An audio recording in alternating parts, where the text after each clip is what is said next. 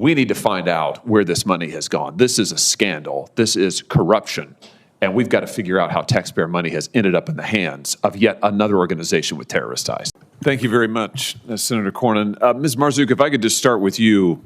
I want to start with something that you said a moment ago in your opening statement and that you also write about in your written testimony, because it's quite striking. You said that millions of dollars went to an organization, millions of taxpayer dollars went to an organization with terrorist ties, supposedly to help screen parolees to make sure they didn't have terrorist ties. So let's just talk a little bit about how this happened. In the fall of 2021, Congress passed and then President Biden signed legislation providing about $1.7 billion in taxpayer funding to help settle for carrying out refugee and entrant assistance activities. That's the language from the statute. And much of that money was then made available to states. Have I got that right? That's correct. So we're talking about $1.7 billion originally, tens of millions, hundreds of millions that are available to states that then turn around and give it to grants in the form of grants to nonprofits. Have I got that right? Exactly.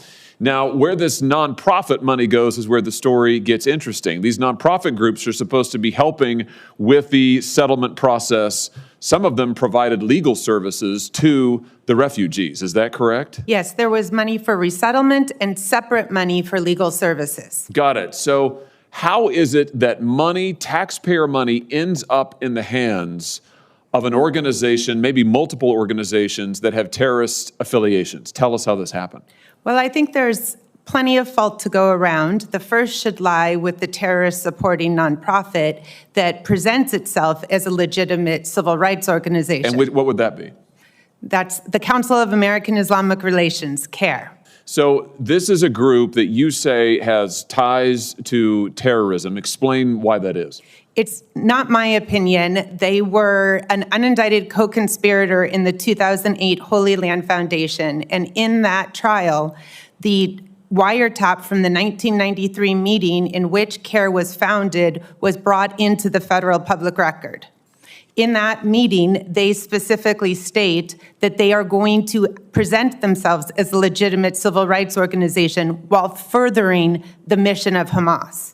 So you have an American court proceeding that finds that this entity has direct ties to Hamas, may be part of a Hamas funding network, but yet they're getting money. How much money did they get from the federal government to shepherd Afghan parolees? It's very hard to track the funding because some state fiscal oversight portals show it more clearly than others.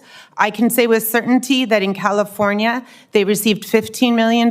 In the state of Washington, they received more than $1 million.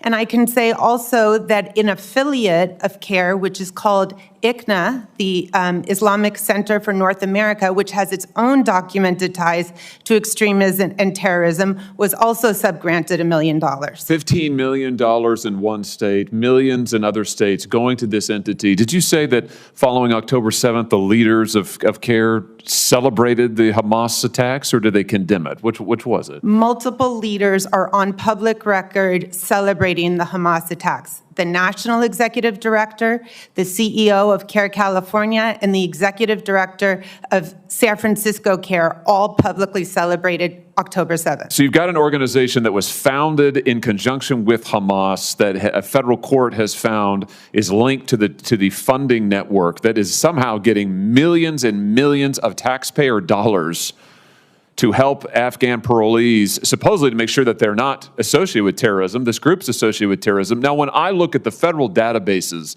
to see if there's any reference to CARE, I don't see anything. Why is that? How have they hid the fact they've gotten so much money? That's correct, Senator, because the money went from Health and Human Services to the states and from the states to nonprofits. In fact, nonprofits could then subgrant further. So the money did not go directly from the federal government to CARE, but rather an intermediary, and that is how they've hidden the money. It's like a dark money network.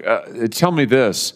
Is there any reason to believe that any of the representations that CARE made to the states were false, or did they use false names? Did they use false front organizations? I mean, what do we know? Absolutely. So in California, the contract between CARE and the state of California for $7.2 million is in the name of CARE of Greater Los Angeles.